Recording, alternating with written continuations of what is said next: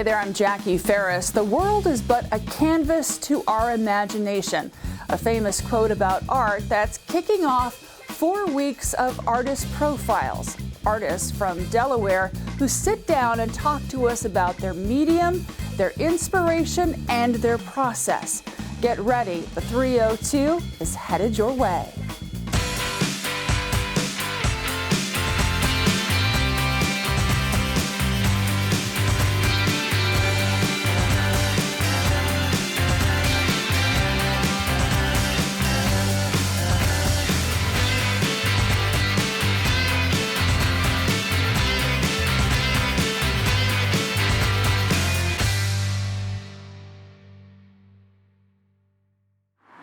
We are in Milford at Gallery 37 talking to Marcia Reed about what it's like to have such an amazing, eclectic gallery and to show some of your very own pieces. Marcia, thank you so much for joining us. I'm very excited to have you here. I really have been looking forward to this. Now we're going to take a tour of the gallery because, as I said, it really is amazing. But I want to start with you. Let's talk a little bit about, your work as an artist. Where did you begin? Geez, I began in Agawam, Massachusetts, a little town in western Massachusetts, 2 hours west of Boston. Knew I wanted to be a painter way back then, even in 8th grade. Did a career report that I wanted to be an artist, also all through my senior year, and then went into art school. So I studied at the University of Massachusetts, BFA in art education, and then an MFA in painting in 1986. So you started creating, and your work is so beautiful.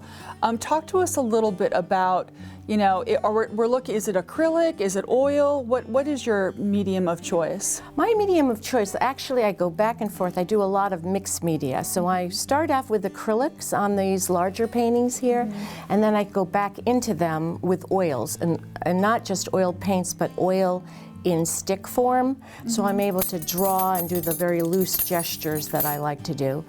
But I also do watercolor, I do pastels, and a lot of collages, mixed media collages.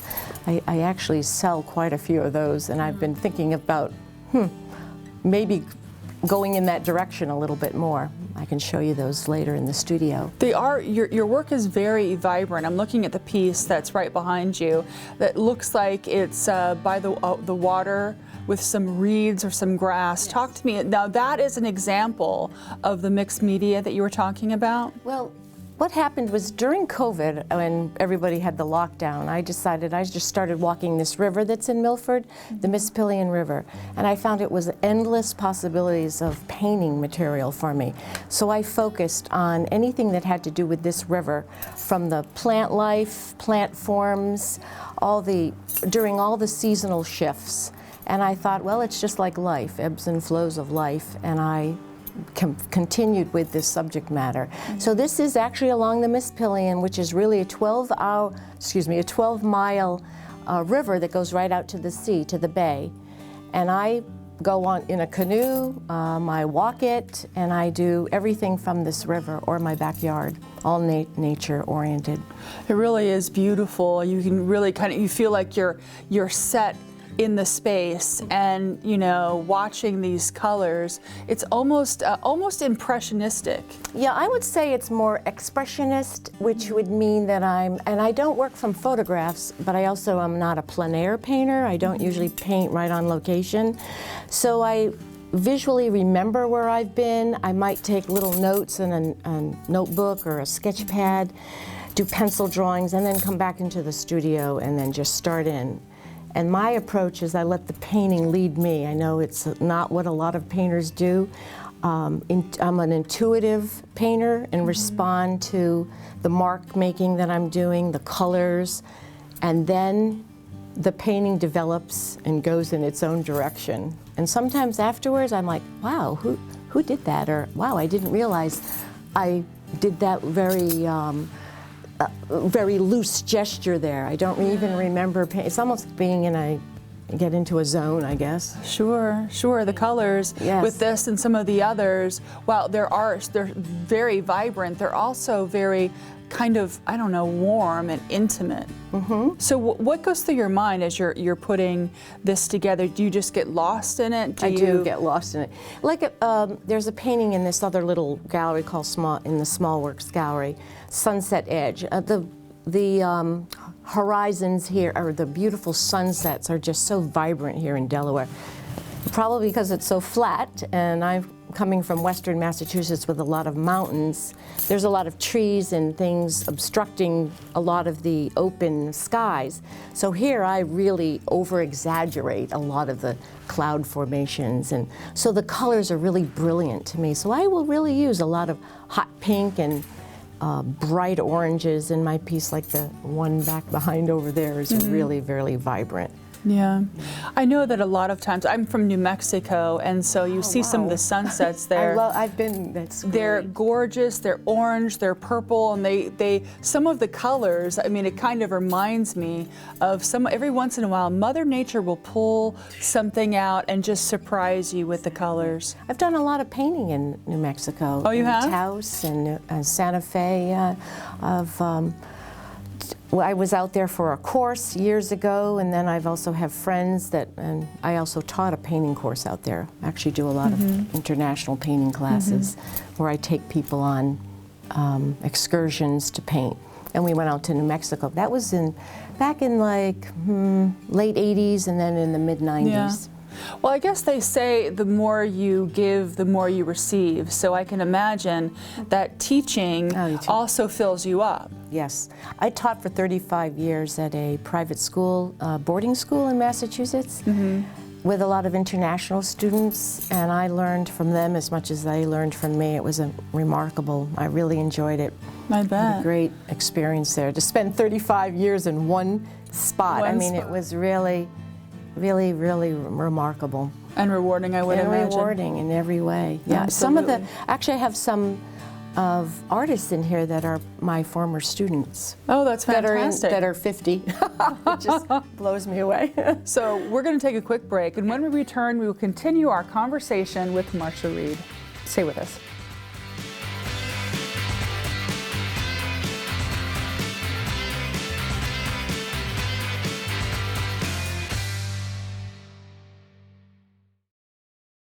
Hi, I'm Caroline Western Osinski from Hagley Museum and Library, and I love the cars on the 302.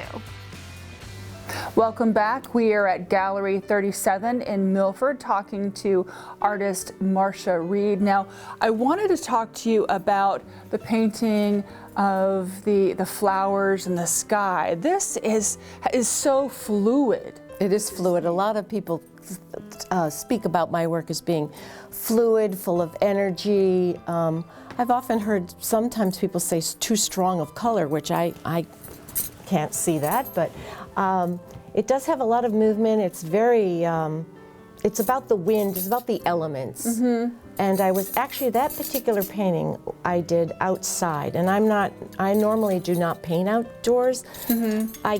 I have, but I don't take a big, large canvas always outside. But this was done in the Catskills, in an area called Rensselaerville.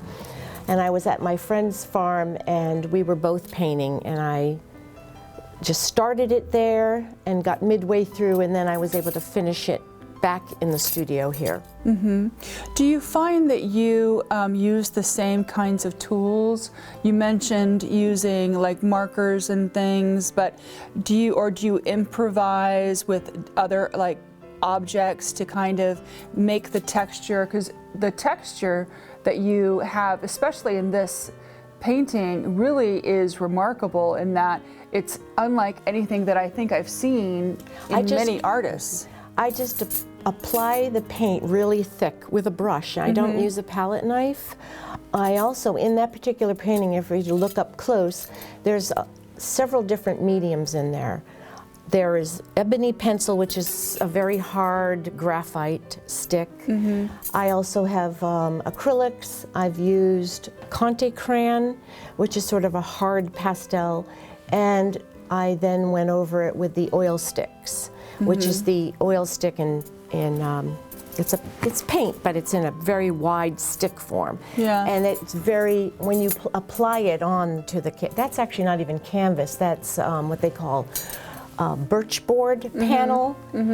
Very expensive format to paint on, but I love it because it's very hard and it doesn't give, and I need to have that when I'm working. I want my mark to be very direct, very deliberate, and very expressionistic, and I think it came across in that one. Absolutely. It's had a lot of compliments in the last, I finished it about 3 weeks ago, and we just had a holiday stroll, and everybody was really gravitating toward that particular piece.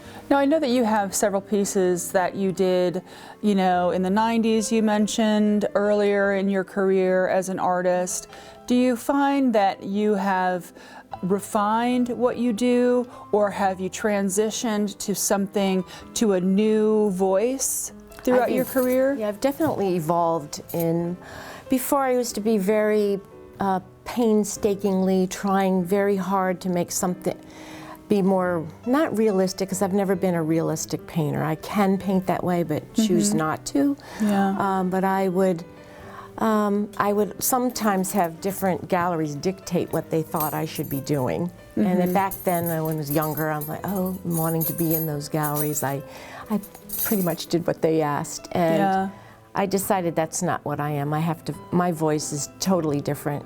So the piece that's up here that I know was done in '97, I was getting ready to really start doing what I wanted to do.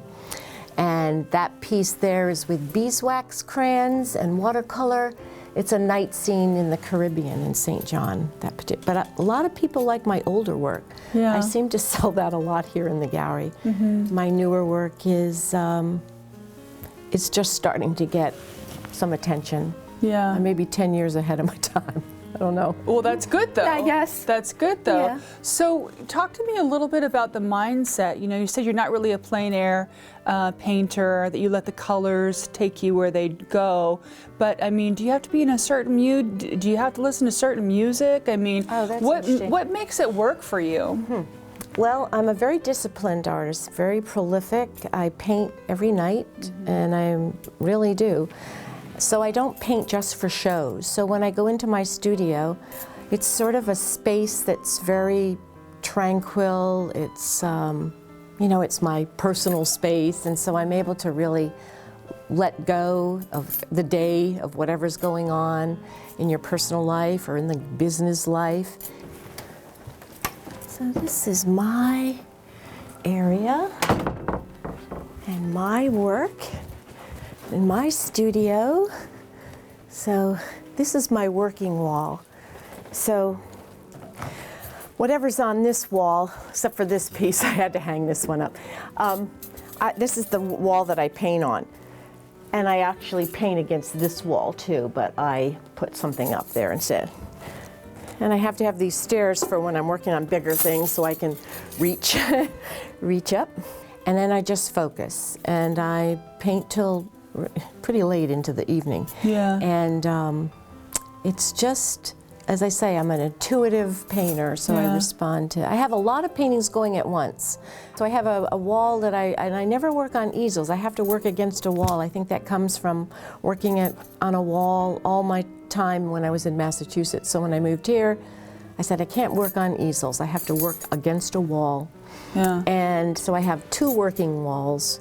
And then I have a room in my studio where it's the clean room where the finished pieces are up in that room. So I guess it's the thing about art is it's what you make it. So not wanting an easel just makes it more, you know, of your own style. What that's about. That's individualism. I guess. Yeah. I mean, if I was to paint, I mean, I've been invited to be outdoors with groups if they were showcasing artists for something, and I paint on an easel then, but I just normally don't. Yeah. So. Well, we're going to talk more about your process and about your artwork and about Gallery 37 when we return.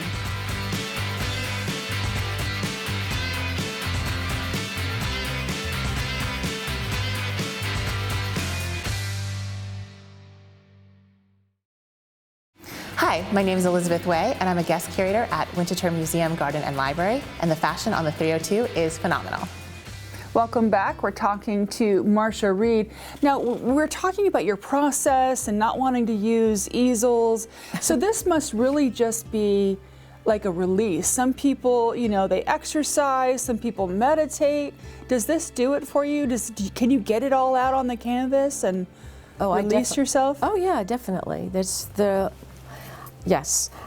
I'm trying to think of how to respond to that. I have an idea of what I want to do, and I even know what the size relationship, like I've been working really large lately. Yeah.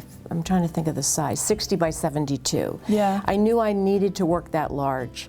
I was working really small, but I decided I need to get larger so I can just be more, there's just so much more movement in, and I stand up when I'm painting. I'm not sitting ever.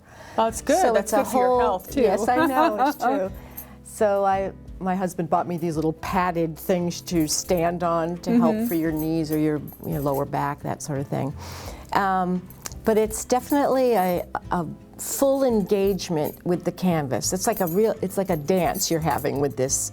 When I say canvas, it doesn't always mean that it's canvas. It means it could be on masonite. Or the surface. On the surface, yes. So it's definitely an exchange that you're having, a dialogue with it. It speaks to me, I speak back. It's a conversation. Actually, I had a whole series called A Conversation at a Window.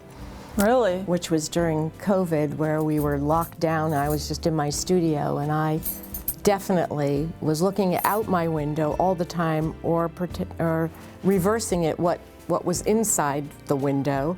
My cat's near the window, plants near the window, and it was so the whole. That's fascinating. So a lot of those pieces have sold, which is so interesting to me. It's good for you. Yes, it it's has definitely been. good It's for you. really good. Being so prolific, it must be quite a task, especially whenever you have former students and you have people that you love or that you care about that have art, and they want to come to you and say, Marcia, please put me on your wall.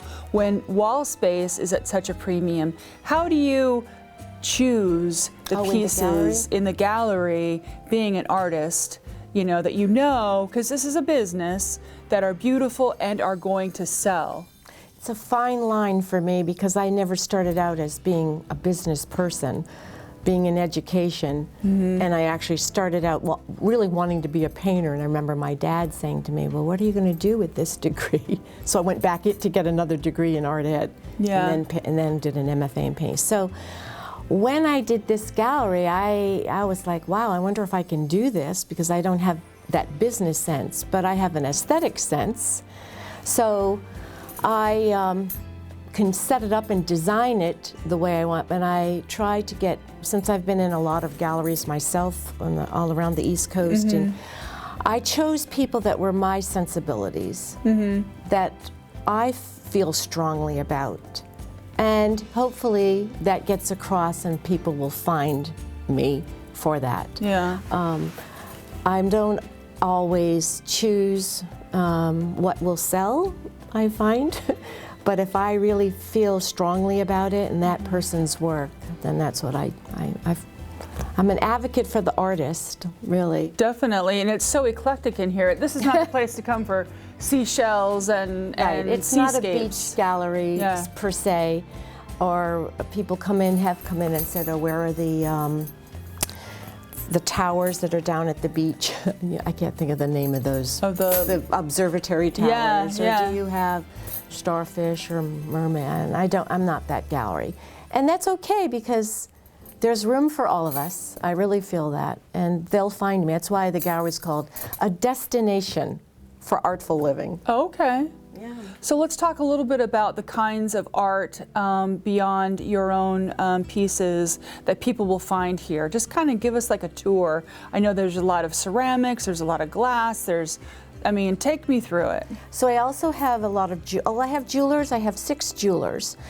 And the 6, they're very eclectic, a wide variety. There are silversmiths. Arden Bardal is someone who's very well known, who's an architect, who was from Dover, moved to Florida. She's a polymer clay artist. Won a Delaware Division of the Arts Award, National Endowment. She is well collected, and I believe I'm the only gallery that shows her work. jewelry work. Not for everybody.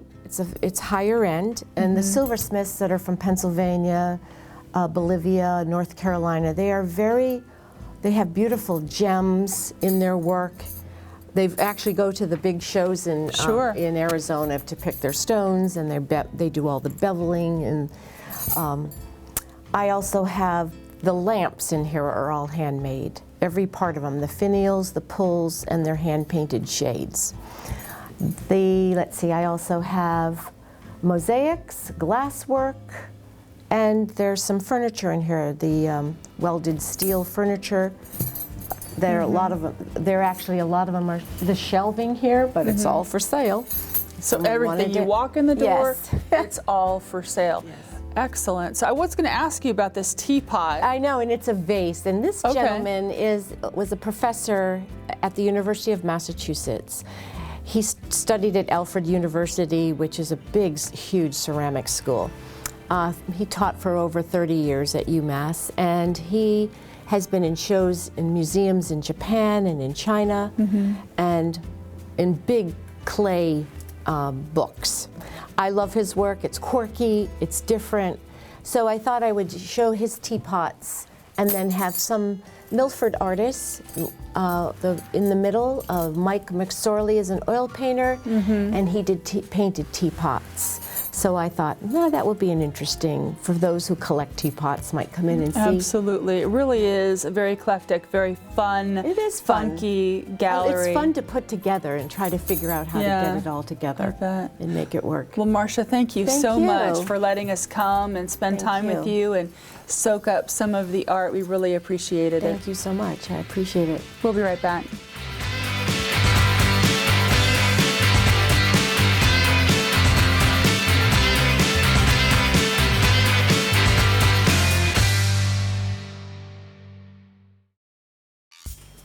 Are you enjoying your visit to Gallery 37? If you happen to stop by, make sure you snap a picture and share it with us on Facebook. Now, here are some other things you might want to check out.